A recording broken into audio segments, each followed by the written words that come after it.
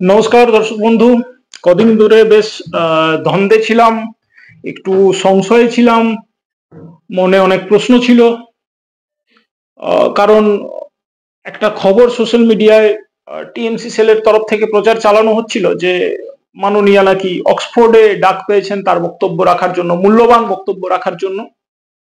তো স্বভাবতই বাঙালি হিসেবে কিছুটা ভয়ে ছিলাম, কারণ এর আগেও বিভিন্ন সময় ওনাকে মঞ্চে মাইক হাতে দেখেছি, উনি যে কথাবার্তাগুলো বলেছেন পরে সেগুলো মিমের কন্টেন্ট হয়ে উঠেছে। এবং একটা কথা সত্যি আমার মনে হয়, আমি জানি না আপনারাও হয়তো সহমত হবেন, যে উনি আজকে ক্ষমতায় আছেন বলে তাই, না হলে হয়তো সব থেকে বড় মিমের ফ্যাক্টরি হিসেবে ওনাকে ধরা হতো। কিন্তু আপনাদের নিশ্চয়ই অম্বিকেশ মহাপাত্রকে মনে আছে, কার্টুন বানানোর জন্য জেলে যেতে হয়েছিল ভদ্রলোককে। তো এখনকার পরিস্থিতিতে তিনি যে পরিমাণ অসহিষ্ণু, কোথাও না কোথাও হয়তো রাজ্যবাসীর মনে এটা ভয় আছে যে এই মিম বানালে জেলে যেতে হবে, তাই হয়তো মিম তাকে নিয়ে খুব বেশি বানানো হয় না। নাহলে 1500 কেজির বাচ্চা, বিষ্ণু মাতা, অজস্র অজস্র বলে শেষ করা যাবে না। তো স্বাভাবিকভাবে একটা চিন্তা ছিল যে অক্সফোর্ডে গেলে আবার কি বলে আসবেন, মানে বাঙালি তো বাঙালি, গোটা দেশের মান সম্মান নিয়ে টানাটানি হবে। এবং পাশাপাশি আরেকটা প্রশ্ন ছিল মনে, যে অক্সফোর্ড, আমার আমার স্বল্প বিদ্যায় আমি যেটুকু জানি, যে অক্সফোর্ড সাধারণভাবে এক্সট্রাঅর্ডিনারি কিছু করলে বা লাইফে যারা super successful, super knowledgeable person, তাদেরকে ডাকে কিছু স্পিচ দেওয়ার জন্য, বক্তব্য রাখার জন্য।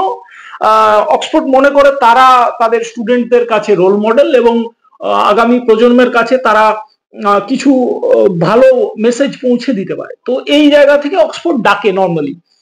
আমি প্রথমেই ভাবছিলাম ইনি এমন কি করেছেন, যদিও ওনার লোকজন প্রচার করছে যে না, কন্যাশ্রী, এই শ্রী, ওই শ্রী, সেই শ্রী, যার জন্য পশ্চিমবঙ্গ শ্রীহীন। তো সেই রকম কিছু কিনা। তো যাক, একটা সোশ্যাল মিডিয়াতেই আবার পেলাম, যে মিডিয়াতে আবার এসেছে, প্রিন্টিং মিডিয়ায় একজন আরটিআই করেছিলেন যে ওনাকে কি তাহলে অক্সফোর্ড ডেকেছে।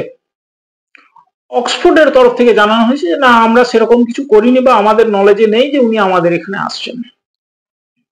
এটা আরটিআই জানা গেছে। তো এবার তাহলে প্রশ্ন হচ্ছে, হয়েছেটা কি?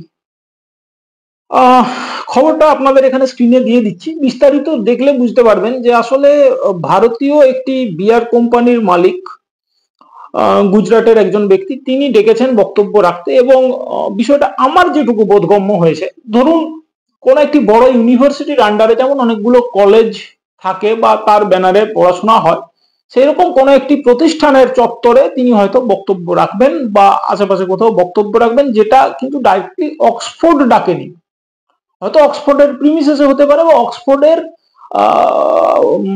আওতাধীন কোন শিক্ষা সংস্থান তাকে ডেকেছে, একটা অর্গানাইজার তাকে ডেকেছে, একটা প্লেস দেওয়া হয়েছে, যেটাকে সরাসরি অক্সফোর্ড ইউনিভার্সিটির তরফের ডাক বলে মনে হয়েছে। যাই হোক, দেখলাম, ভালো লাগলো, কিছুটা স্বস্তি পেলাম যে যাক, অক্সফোর্ডে গিয়ে অন্তত বাঙালির নাম ডুববে না, ভারতের নাম ডুববে না। চলুন দেখা যাক ওখানে গিয়ে আবার কি বলে আসেন, কারণ তিনি অনেক ভাষায় তার দক্ষতা আমরা আগে শুনেছি, তিনি সব জানেন, অনেক ভাষা বলেন, সব বিষয় মোটামুটি পারদর্শী। বাট এটা একটা স্বস্তির বিষয় বলতে পারেন, যে অক্সফোর্ডে অ্যাটলিস্ট যাচ্ছেন না। নাহলে গোটা বিশ্বের দরবারে থাকতো যে বাঙালি এরকমও লিডারশিপকে নিজেদের ভবিষ্যতের দায়ভার দিয়েছে।